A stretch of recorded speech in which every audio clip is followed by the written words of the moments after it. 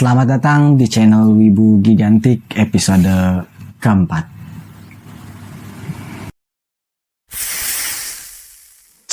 Wibu Gigantik. Di episode kali ini kita masih membahas anime pada episode sebelumnya, yakni anime The Anthem of the Heart. The Anthem of the Heart.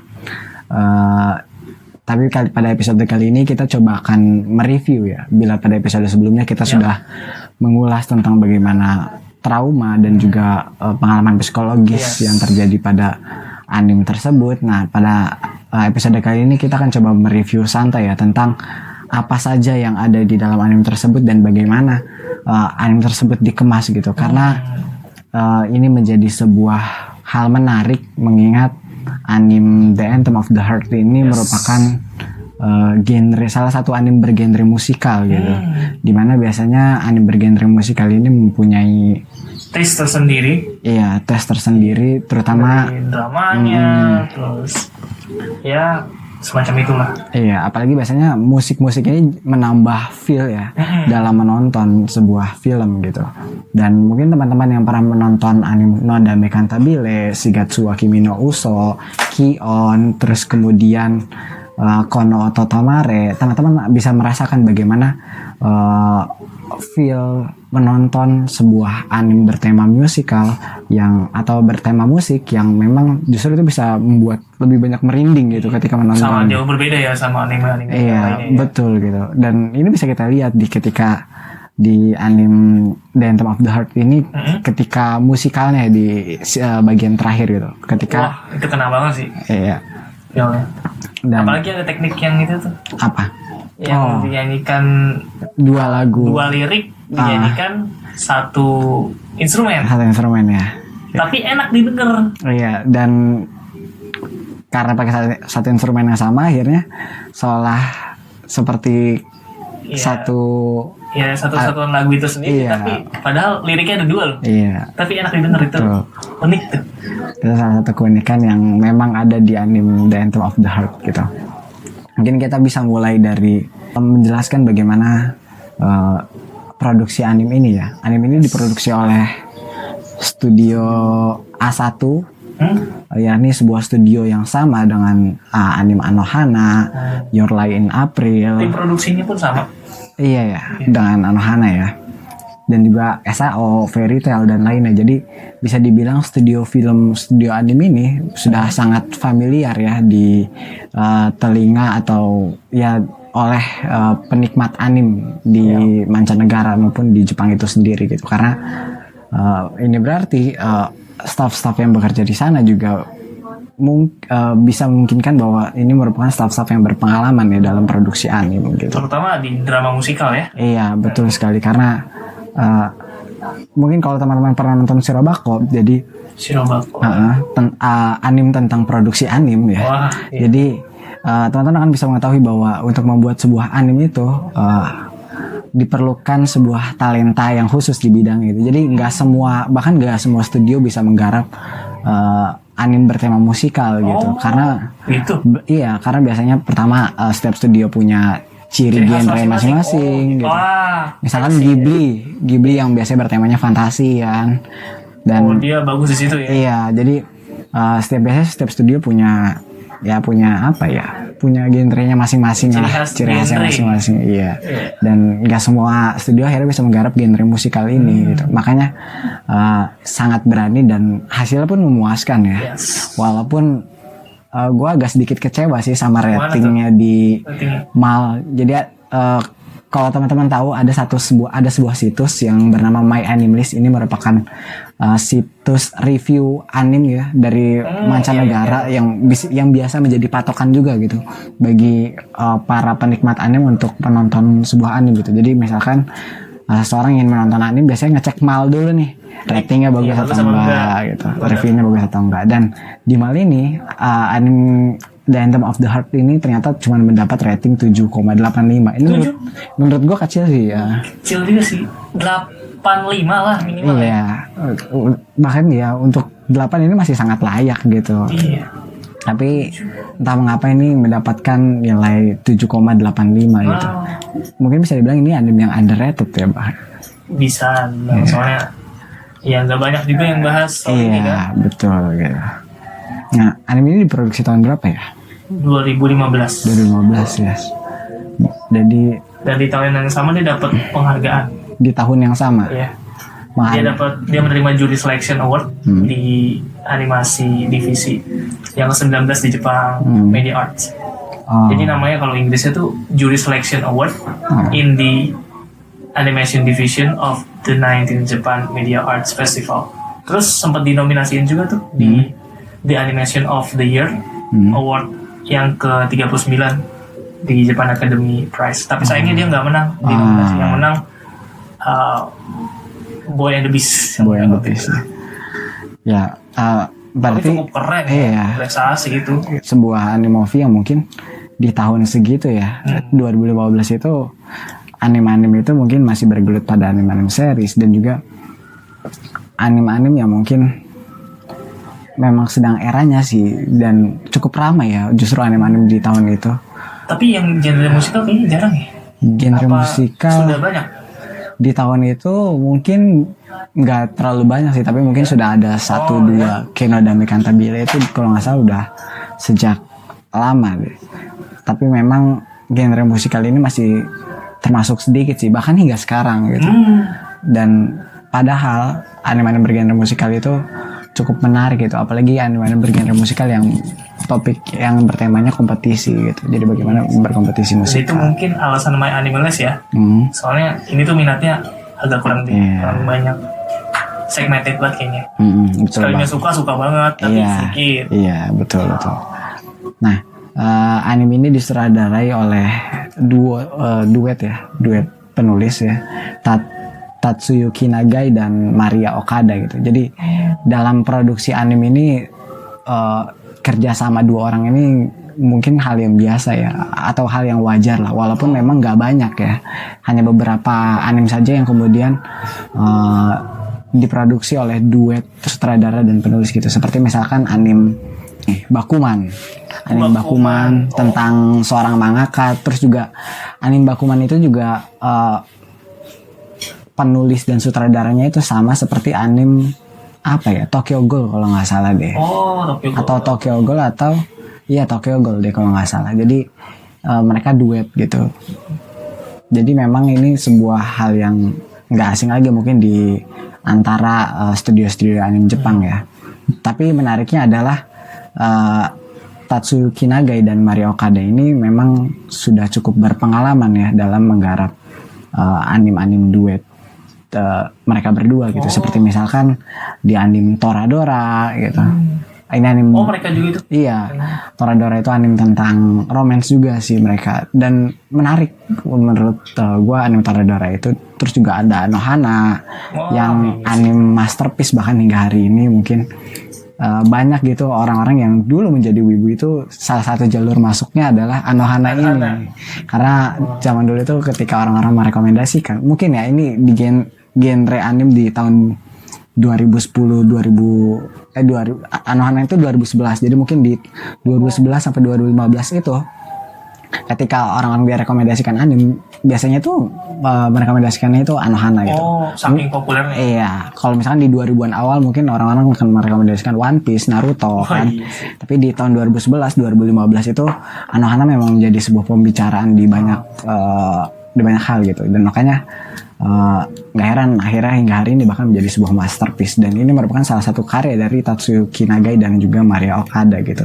Dan selain Anohana dan Toradora, dia juga memproduksi kayak Mobile Suit Gundam gitu, tapi pada salah satu serinya yang berjudul Iron Blooded Orphans ya, di salah satu movie-nya. Berarti memang sudah tidak diragukan lagi ya. Iya, betul gitu.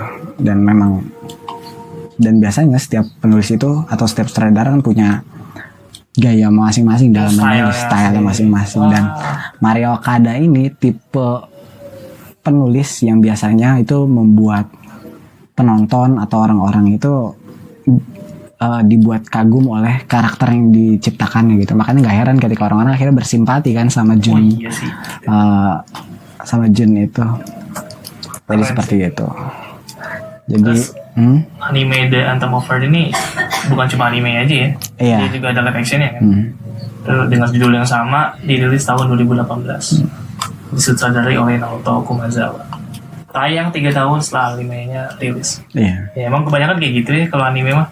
Iya, biasanya ketika animenya laris itu Jadiin live action. iya. Begitu juga. Kalau di Jepang itu namanya kadang nyebutnya itu kan kalau Korea drama kan K-drama kan. Nah, ini J-drama. Dibuat J-drama. Itu biasanya kalau anime sudah laris gitu. Mungkin kalau teman-teman pernah nonton Bakuman, di Bakuman itu juga kan ceritain tentang profesi mangaka kan. Jadi di situ bisa diketahui kalau manganya laris, biasanya itu akan diproduksi dilanjut menjadi anim gitu. Dan kadang juga kalau manganya laris diproduksi jadi live action gitu. Nah, kalau live action udah laris baru jadi anim atau sebaliknya. Jadi semacam ini ya jenjang karir gitu. Iya, jadi salah satu pencapaian seorang mangaka seperti itu gitu. Dan berarti kita bisa melihat bahwa anime The Anthem of the Heart ini ternyata sudah cukup sukses, bukti dengan adanya live action tadi, kayak gitu. Kalau misalkan kita bedah dari tiap karakter di The Anthem of the Heart ya, kita bisa ngelihat ada 4 karakter utama kan di sini. Mereka adalah siapa? Junaruse sendiri. Iya, Junaruse, terus juga ada Sakagami Takumi, terus ada siapa? Nito. Natsuki Nito. Iya, Natsuki Nito sama Daiki Tazaki. Iya, Daiki Tazaki. Jadi ini adalah main karakter dalam film The Anthem of Heart. Betul.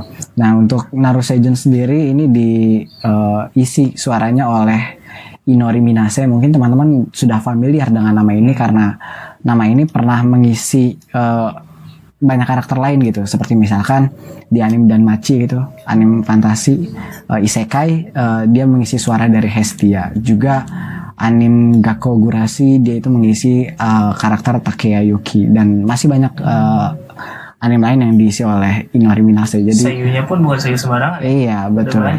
Sudah berpengalaman. Sementara untuk Takumi Sakagami ini menurut gua adalah salah satu seiyu yang memang udah gak asing lagi sih di telinga kita. Kayak misal dia tuh ngisi karakter Raku di anime Nisekoi gitu. Yang pada saat itu ya anime Nisekoi juga lagi rame-ramenya gitu. Terus juga dia ngisi suara Yu Otosaka gitu dari anime Charlotte, yang pada saat itu juga anime sedang maksudnya yang setelah itu juga anime cukup populer gitu. Jadi memang ini seiyu yang memang sudah punya pengalaman gitu. Ini nama seiyunya itu Uchiyama Kouki. Nah, sementara Daiki itu seiyunya itu pernah atau baru kemarin deh kalau nggak salah di salah satu anime movie Fruit Basket. Jadi Fruit Basket itu kan sebuah serial 3 season kan, dan ada movie-nya terbaru, dan karakter utamanya itu Honda itu diisi sama pengisi suara yang sama kayak Daiki. Kalau si Natsuki Nito? Nah, Natsuki Nito ini mungkin kalau pernah nonton Akame ga Kill, dia yang ngisi suara Akame-nya. Terus juga dia mungkin kalau pernah nonton Konosuba itu dia ngisi suara Aqua. Terus atau di Plastic Memories dia ngisi suara Isla. Itu karakter perempuan yang memang mungkin buat Akame dan Isla itu cukup sedih sih. Maksudnya ya karena genrenya seperti itu kan.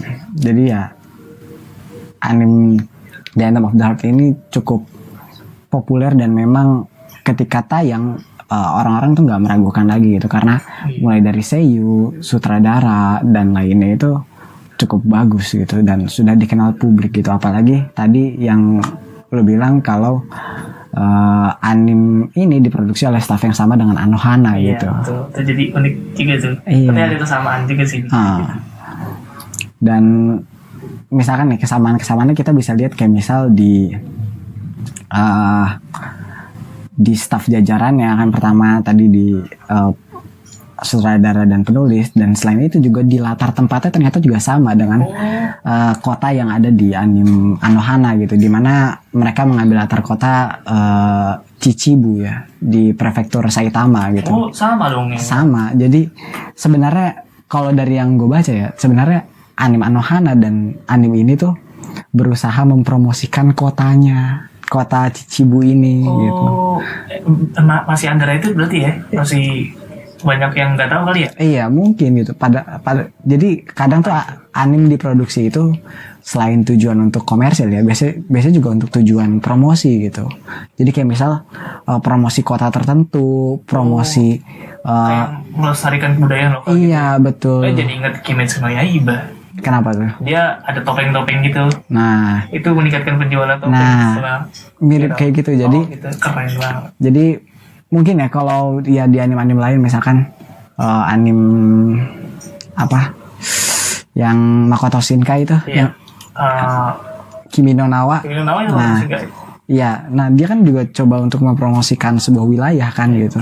Yang akhirnya orang-orang berkunjung ke sana, banyak turis, yang akhirnya meramaikan ekonomi kan. Nah, Dan anime itu jadi pemantiknya. nah itu, nah anime The Anthem of the Heart dan Anohana ini juga sama seperti itu gitu, yang mencoba untuk mempromosikan kota Chichibu di prefektur Saitama gitu.